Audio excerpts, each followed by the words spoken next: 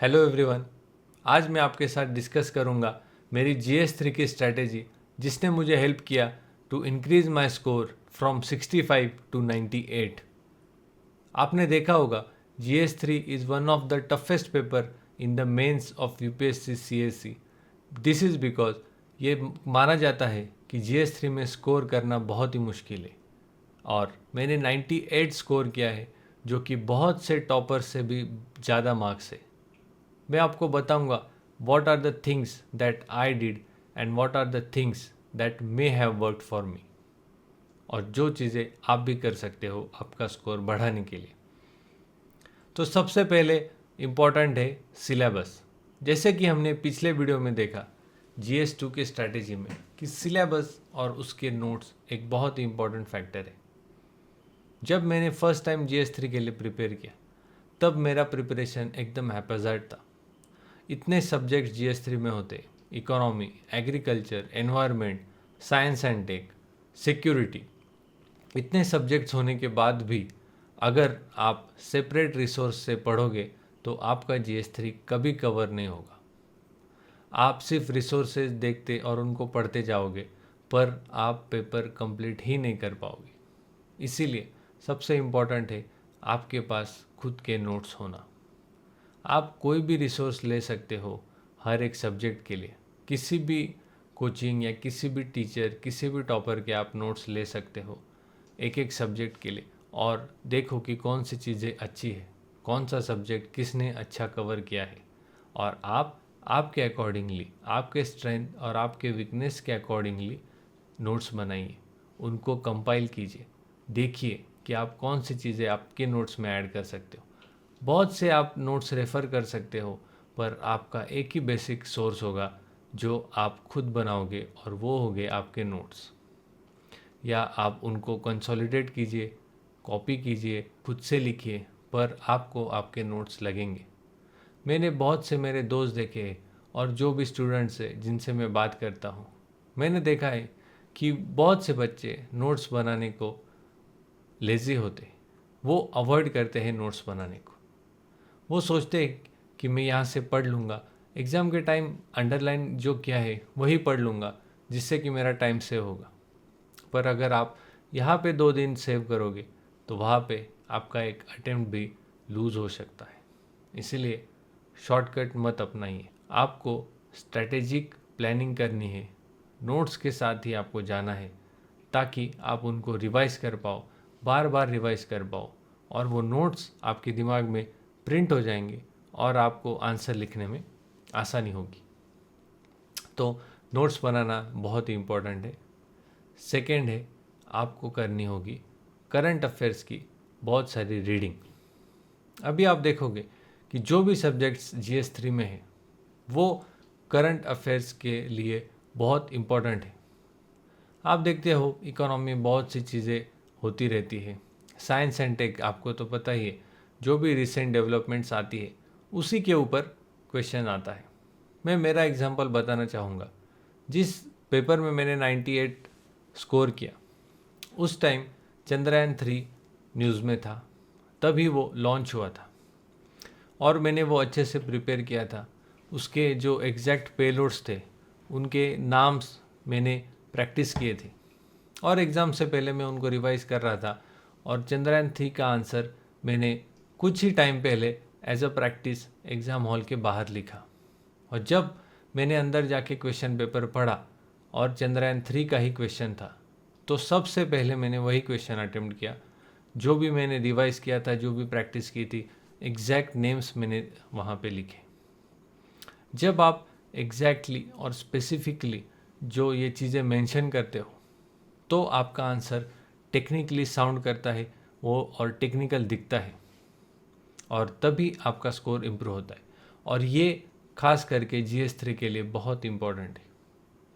सभी सब्जेक्ट में आपको उनकी वोकेबलरी यूज़ करनी है, साइंटिफिक टर्म्स लिखने हैं, उनके एग्जैक्ट टर्म्स लिखने हैं, तभी आपको मार्क्स मिलेंगे। तो जैसे कि चंद्रयान और 1-2 क्वेश्चंस थे जो मैंने प्रैक्टिस किए वही आए और मैंने अच्छा स्कोर किया। तो करंट अफेयर्स को आपको GS3 के लिए बहुत अच्छा सा प्रिपेयर करना है। साथ ही साथ GS3 के लिए सबसे इम्पॉर्टेंट है डेटा, फिगर्स एंड फैक्ट्स। कोशिश कीजिए कि आप सेपरेट एक नोटबुक बनाओ या आपके नोट्स बनाओ जिसमें आप डेटा लिख रहे हो, उसको अलग अलग फॉर्म्स में प्रेजेंट कीजिए, जैसे कि टेबुलर फॉर्म हो, पाई चार्ट हो गया, ग्राफ हो गया। अगर आप इकोनॉमी का आंसर लिख रहे हो तो ये सारी चीज़ें उसमें आनी ही चाहिए। आज अभी कंपटीशन इतना बढ़ गया है और लोग इकोनॉमी के आंसर्स भी इकोनॉमी के स्टूडेंट की तरह लिख रहे हैं।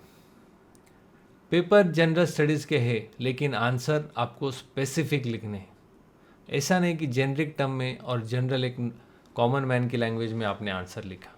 इकोनॉमी के आंसर में आपको टेक्निकल वर्ड्स, डेफिनेशन, उनके जो टर्मिनोलॉजीज है, एग्जैक्ट जो टर्म्स है और डेटा एंड फैक्ट्स है अलॉन्ग विद देयर सोर्स।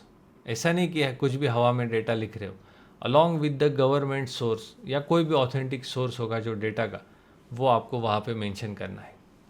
वैसे ही एग्रीकल्चर के लिए आप स्कीम्स लिखिए, गवर्नमेंट की जो स्कीम्स है, कोई अच्छी केस स्टडी है, कोई भी इंडिविजुअल फार्मर है या स्टेट गवर्नमेंट है या कोई भी ग्लोबल लेवल की केस स्टडी है, वो अगर है तो आप वो लिखिए एज अ सॉल्यूशन और एज अ वे फॉरवर्ड। उसके बाद साइंस एंड टेक में मैंने कहा आपको साइंटिफिक टर्म्स लिखने हैं। साइंस का आंसर साइंस की तरह ही दिखना चाहिए। वेग टर्म्स में अगर आप लिखोगे तो आपको लगेगा कि मैंने क्वेश्चन अटेम्प्ट किया है, पूरा पेपर लिखा है, पर आपको मार्क्स नहीं मिलेंगे। आप देखोगे अभी GS3 में 60 to 70 ये बहुत ही कॉमन स्कोर है और टॉपर्स को भी 90 के ऊपर जाना मुश्किल हो रहा है। इसीलिए अगर साइंस का आंसर है, जो भी पूछा गया है उसके रिलेटेड साइंटिफिक टर्म्स लिखिए, डेफिनेशंस लिखिए, फेनोमेना लिखिए। अगर कोई साइंटिस्ट आपको मालूम हो तो उन्हें भी मेंशन कीजिए। वैसे ही एनवायरनमेंट के लिए जो भी आप चीज़ें प्रीलिम्स के लिए पढ़ते हो उनका यूज कीजिए।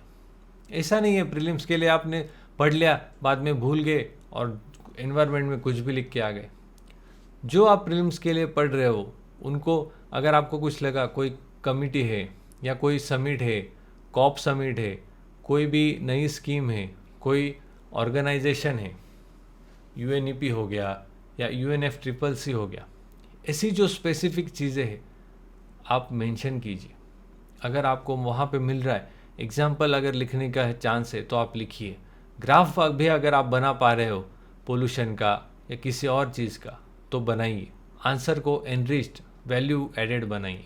और वैसे ही सिक्योरिटी के लिए भी आपको एक रिसेंट मेजर्स लिखने हैं। टेक्नोलॉजी का यूज़ आपको वहाँ पे दिखाना ही दिखाना है। ऐसा नहीं है कि आप जेनरिक इंक्रीज द रिसोर्सेज या इंक्रीज द सिक्योरिटी फोर्सेस, ऐसे आप सॉल्यूशंस नहीं लिख सकते हो या सजेशंस नहीं लिख सकते। एग्जैक्ट स्पेसिफिक मेजर्स लिखो।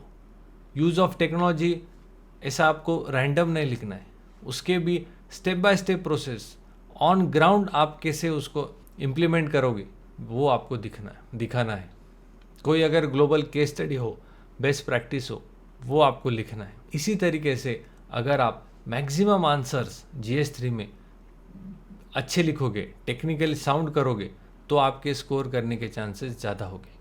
तो अगर मैं समराइज़ करूँ, सबसे मेन है आपको नोट्स बनाने हैं, आपका रिसोर्स एक जगह पे लाना है ताकि आप जल्दी जल्दी रिवाइज कर सको, उसको मल्टीपल टाइम्स रिवाइज कर सको और फिर उसको कंटिन्यूअसली अपडेट कीजिए। वैल्यू एडिशन एक बहुत इंपॉर्टेंट फैक्टर है।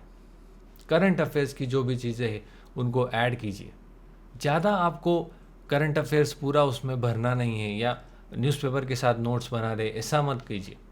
पर कोई कीवर्ड्स, एक term, technical term, protein deficiency के लिए जो एग्जैक्ट टर्म है वो यूज़ कीजिए। अगर कोई भी नया मिशन, नया स्कीम लॉन्च हो रही तो उसे मेंशन कीजिए। 2 या 3 साल पुराना डेटा मत लिखिए, उसी साल का डेटा लिखो ताकि आपका आंसर रिलेवेंट साउंड करेगा। तो ये चीज़ें मैंने बताई, वो आपको ध्यान रखनी है। और सबसे इम्पॉर्टेंट है प्रैक्टिस।